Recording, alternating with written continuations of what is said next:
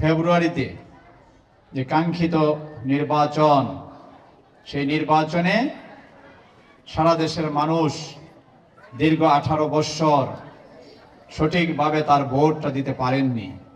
সেই ভোট দেওয়ার জন্য সবাই অধীর আগ্রহে রয়েছেন।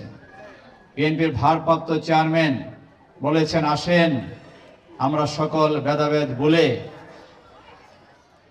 একটি ফ্যাসিস্ট সরকার, সেই যে সরকার এই ছাত্র জনতার আন্দোলনের পর এদেশ ছেড়ে পালিয়েছেন, হাজার হাজার কোটি টাকা লুটপাট করে তাদের বড় বড় নেতারা এই উত্তরায় বহু বড় বড় বিল্ডিং খোঁজ নিলে দেখা যাবে তাদের নামে, সব তাদের পরিবার অনেকে নিয়ে পালিয়েছেন, পরিবার ছাড়াও অনেকে পালিয়েছেন।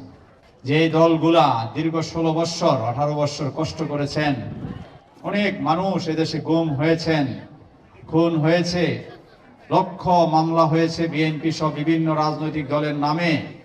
সকলে মিলে একটি সুন্দর সরকার আমরা গঠন করি। আসেন সকলে মিলে নির্বাচনে আমরা অংশগ্রহণ করি। অতএব আপনারা বিভেদ তৈরি না করে আসুন একসাথে একটি সুন্দর বাংলাদেশ গড়ার জন্য আমরা একসাথে কাজ করি।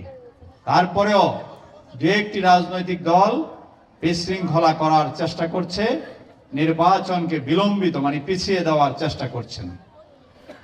আমি তাদেরকে অনুরোধ করব, আপনারাও বিভিন্ন সময় নির্যাতিত হয়েছেন, আপনারা এগুলো ভুলে যায় না, ঐক্যবদ্ধ হন, গোলাপানিতে মাছ শিকার না করে নির্বাচনে অংশগ্রহণ করুন। যথা সময়ে নির্বাচন ইনশাআল্লাহ বাংলাদেশে হবে। যে সকল অন্যায়, জুলুম, অরাজকতা, বিশৃঙ্খলা হয়েছে, সেই সকল কিছু অতীতকে ভুলে গিয়ে একটি সুন্দর বাংলাদেশ বিএনপি গঠন করবে ইনশাআল্লাহ।